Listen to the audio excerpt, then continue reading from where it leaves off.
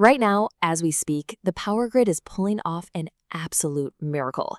Every single second, millions of generators, millions of loads, and thousands of miles of transmission line are performing this incredibly delicate balancing act, all perfectly synchronized.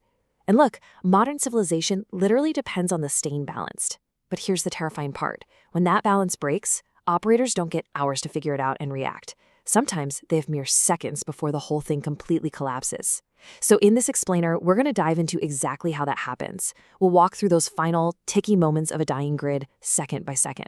To really understand this, you have to look at the grid's heartbeat. Depending on where you are in the world, like across Europe and Australia, that target frequency is exactly 50 Hz. In North America, it's 60 Hz. But no matter the number, every single spinning turbine in a coal, gas, or nuclear plants across the network is locked in perfect synchronism to maintain that exact rhythm. It's the lifeblood of the system. If that heartbeat starts to flutter, or if it drops too far, well, generators lose their synchronism, automated protection systems violently slam into gear, and massive sections of the network just start going dark. Because the absolute, unbreakable law of grid physics is that electrical generation must always equal electrical demand. The very millisecond that balance breaks, the clock starts ticking. Think about it. If a major power plant suddenly trips offline, but cities are still drawing the exact same amount of power, those remaining generators literally start straining under the massive weight of that demand. And as a result, that frequency heartbeat we just talked about begins to plummet. Now, historically, we had a built-in safety net. Massive spinning turbines acted as a physical shock absorber to buy the grid time. Engineers call this inertia. It's kind of like trying to stop a heavy, speeding freight train versus stopping a bicycle.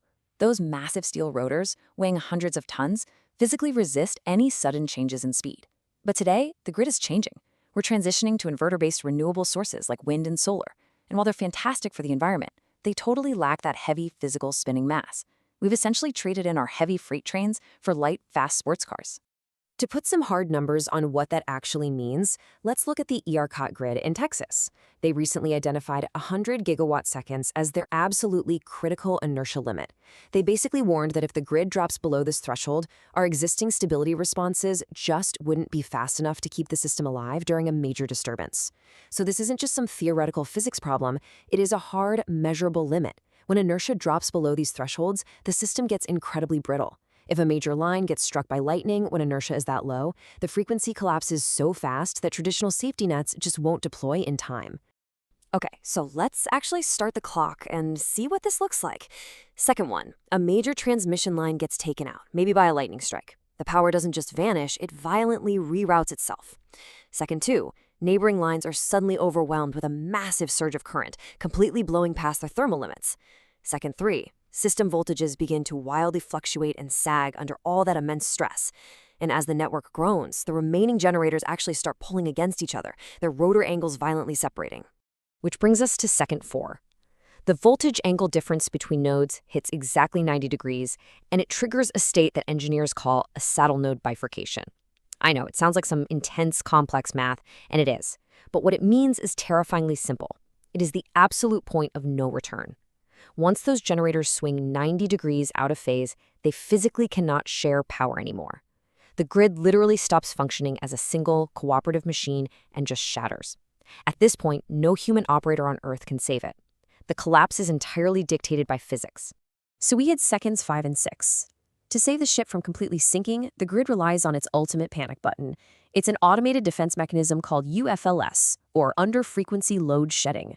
When the frequency is just in total free fall toward that point of no return, the system knows it has exactly one option left.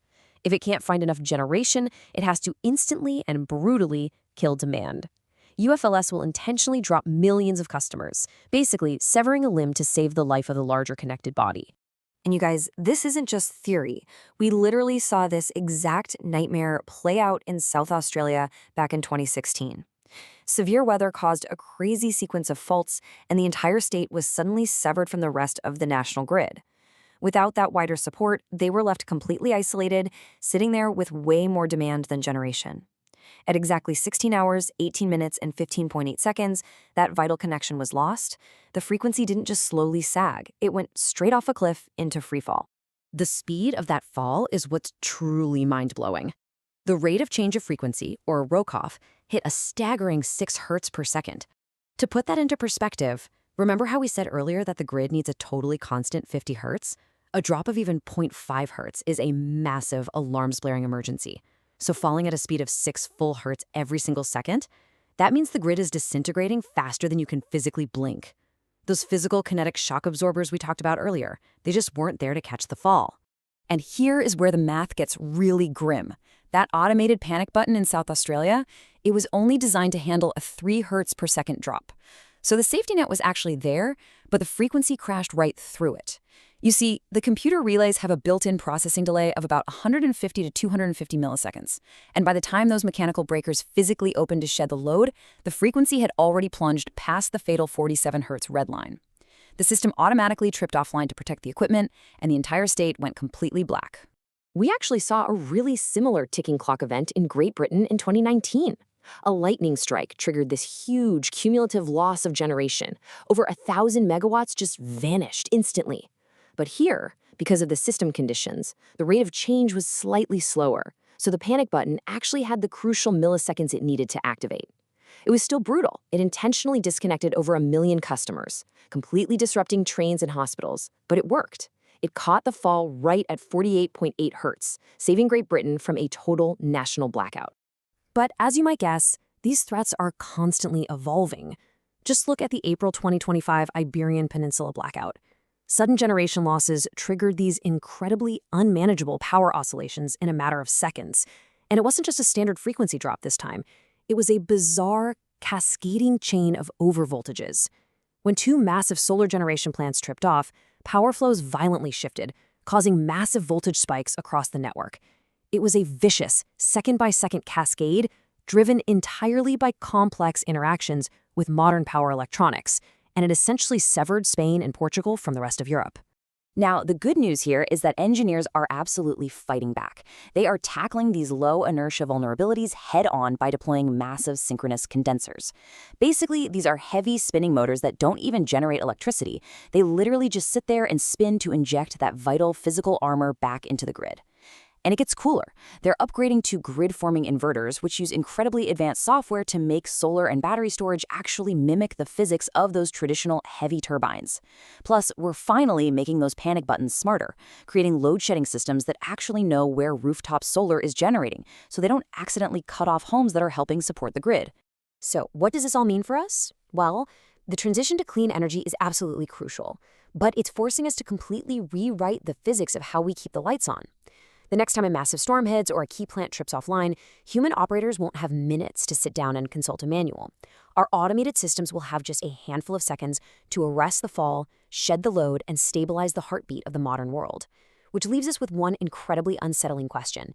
As our physical grid inertia disappears, is your local power system actually fast enough to survive its next 9-second test?